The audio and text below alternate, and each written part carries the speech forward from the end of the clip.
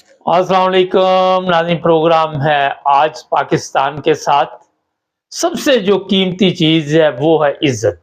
आपने देखा कि जिन कौमों की इज़्ज़त नहीं होती, जिन मुल्कों की इज़्ज़त नहीं होती, उनका क्या हशर होता है। और मैं आज जो बातें आपको बताऊंगा कि पाकिस्तान के जो जर्नैल हैं उनके बारे में, ऐसे मुल्क में जहाँ पे आप देखते हैं कि इंसानी हकूक़ का ख्याल रखा जाता है, तरक्की याफ्ता मुल्क की पार्लियामेंट में क्या बिल पास हुआ। और ये भी बताऊंगा कि आज इतने दूर बैठे मुल्क को पता चल गया कि यहाँ पे कुछ ठीक नहीं चल रहा, मगर हमारे पाकिस्तान में बैठे हुए लोगों को आज तक पता नहीं चला। अक्सर को पता चल गया है मगर उनके बस में नहीं है। ये जनाब बात हो रही है कनाडा की। कनाडा की पार्लियामेंट में बाकायदा तौर पर पाकिस्तान के बारे में एक दरख्वास्त दी गई और उसके बाद उस पर बहस हुई। और अब जो चीज़ें सामने आ रही हैं कि किसी भी पाकिस्तानी जर्नैल को वहाँ का वीज़ा नहीं देंगे वो। और जो चोर हैं, जो ठीक है, उनको कोई प्रॉब्लम नहीं होता। अब प्रॉब्लम यहाँ पे ये है, वो कहते हैं एक मछली पूरे तालाब को गंदा कर देती है। ये भी एक सवाल है। एक चीज़ मैं बता दूं, उसके अलावा वहाँ पे ये भी कहा गया कि बिल्कुल साफ शफाफ इंतखाबात होने चाहिए, जो कि पाकिस्तान में सबको पता है कि नामुमकिन चीज़ है, कभी नहीं हुए आज तक और ना होने। आप ये जितना मर्जी जोर लगा ले, मर्दमशुमारी फलां ये वो ड्रामे बाजी कर ले, मगर इस तरह का आपको कभी ये दिन नहीं देखना पड़ेगा, मतलब नसीब नहीं होगा कि पाकिस्तान में भी कोई साफ शफाफ इंतखाबात का आप कह सकते हो। साफ शफाफ इंतखाबात का ये बड़ा जो सबसे एक सवाल है कि आपने इमरान खान और उसके लोगों को मारा पीटा, इश्तिहारी करार दे दिया, जेलों में बंद किया हुआ है, तो वहाँ साफ शफाफ इंतखाबात तो बहुत दूर की बात है। कल फजल रहमान ने कहा जी सियासी लोग जो जेलों में हैं वो बाहर आए, मेरा दिल नहीं चाहता कि वो जेलों में रहे और मैं इंतखाबात लड़ूँ या मैं कोई कंपेन चलाऊँ। ये ड्रामेबाज लोग हैं। आपको ये भी पता होना चाहिए ये फजल रहमान ग्रुप को भी कम ही कैनेडा शैंडा का वीज़ा इनको भी मिलता है, क्योंकि ये भी चोर और हरामखोरों के एक टोले का हिस्सा बने हुए हैं।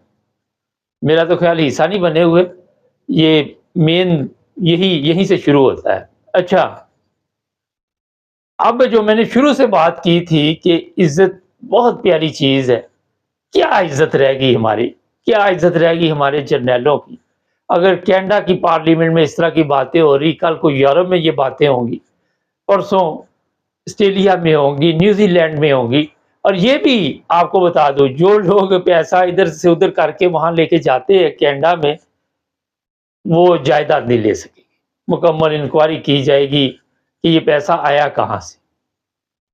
अब ये और कोई मुल्क ढूंढ लेंगे, लेकिन जो बात असल में है वो ये है कि किसी बेशर्म की शर्मगाह पे दरख्त उगा, उसने कहा अब क्या करोगे, तो कहता छाँव में बैठेंगे। ये और रास्ते निकाल लेते, कोई फर्क नहीं पड़ता। जितने भी हमारे पाकिस्तान के सियासतदान है, मौलवी है, जनरल है, मर्नल है, कर्नल है, ये जितने आपके जज हैं, चीफ जस्टिस है, इनको कोई शर्म नहीं आती कि हमारे बारे में किसी दूसरे मुल्क में क्या बात हो। कभी इंडिया के जर्नैलों की बात तो नहीं वहां पे हुई, कभी बांग्लादेश के जर्नैलों की बात तो नहीं वहां पे हुई, कभी यूरोपियन जर्नैलों की बात तो नहीं हुई। हमारे पाकिस्तान के जो ये मसाइल है वो देखिए कहाँ कहाँ बातचीत हो रही है। कभी यूके की पार्लियामेंट में ये बात उठाई जाती है, कभी अमेरिका के सेनेट में इस तरह की आवाज़ें और चीखों की आवाज़ आती है कि हमें क्या ज़रूरत थी इमरान खान से पंगा लेने की, हम इतने बदनाम हो रहे हैं कि लोग वहाँ पे, आपको पता है अमेरिका में, यूरोप में, कनाडा में जिस तरह जल्द से जुलूस करते हैं, इधर ही तमाशा लगा रहता है, यूरोप में, इंग्लैंड में भी। तो ये जो तमाशा लगा हुआ है, इससे मैसेज क्या जा रहा है? जो पुलिस वाले नवाज शरीफ के घर के बाहर देखते हैं, इनकी हरकतें देखते हैं, वहाँ पे क्या हो रहा है, उनको पता चल गया कि ये चोर है। मगर हमारे जो सियासतदान है, जो हरामखोर है, चोटी के हरामखोर, उनको नहीं अभी तक पता चला کہ ہم چور ہیں. عوام جو ان کے ساتھ آگے پیچھے چاہے تھوڑے سے بھی جاتے ہیں ان کو ہوش نہیں آئی. میں نے کئی دفعہ بتایا ایک بوڑھا تھا وہ کہتا ووٹ نواز شریف کا میرا ابا بھی اس کو دیتا رہا میں بھی اس کو ہی دوں گا. یہ لکیر کے فقیر جو لوگ ہیں انہوں نے غلام رہنا ہمیشہ ہمیشہ غلامی ان کے مقدر میں بالکل لکھتی گئی ہے.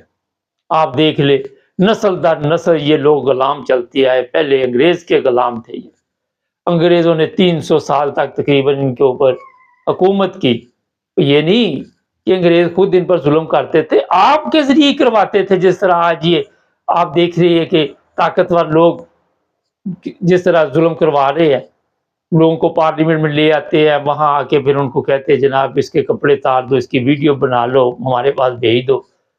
خزانے میں ویڈیو آڈیو کا میرا خیال ہے کہ کافی اسٹاک کافی وافر مقدار میں پڑا ہوگا.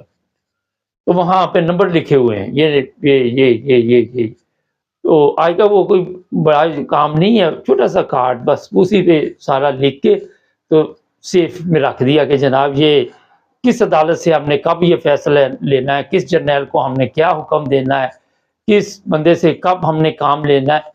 اگر آرام سے نہیں مانے گا تو پھر جس کی ویڈیو اس کو کہیں گے یہ تو طاقت تیرے پاس ہے تو اس کو اٹھا کے لا اس کے کپڑے تار اس کی ویڈیو بنا پھر اس کا بھی نمبر لگے گا.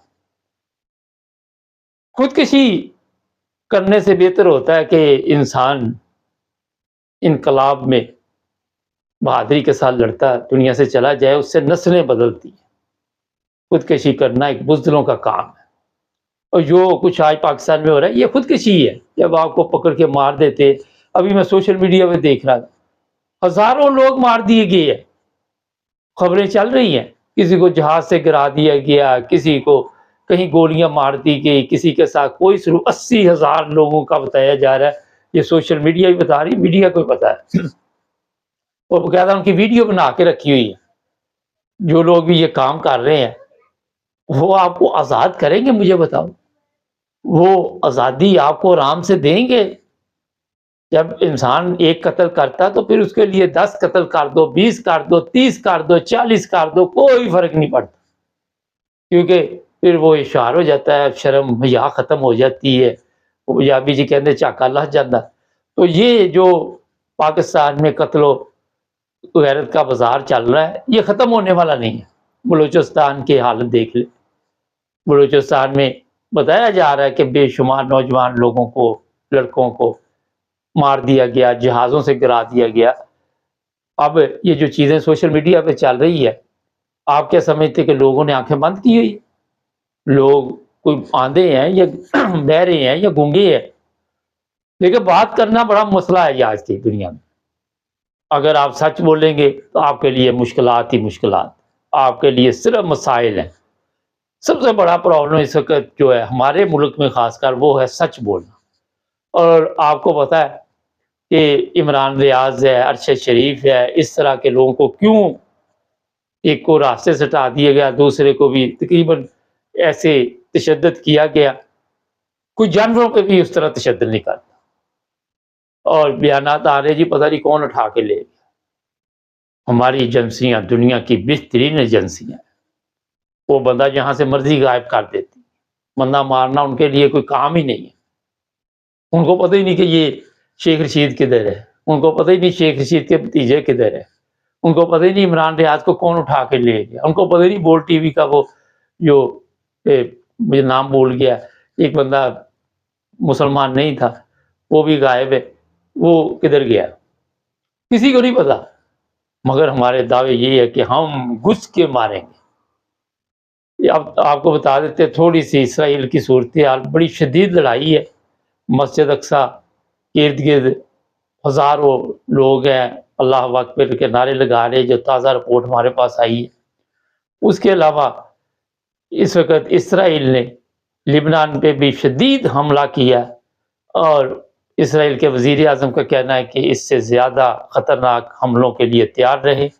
بجلی بند کر دی گئی ہے کئی علاقوں کی اور اس وقت کہا جا رہا ہے کہ جو اسرائیلی ہے وہ بھی جنگی قیدی بنائے گئے ہیں. مگر ایک بڑی اچھی بات مجھے کل لگی دیکھیں جو بھی ہے اسلام ہے تو بہت زبردست مذہب، مگر سمجھنے والوں کے لیے بہت اچھا۔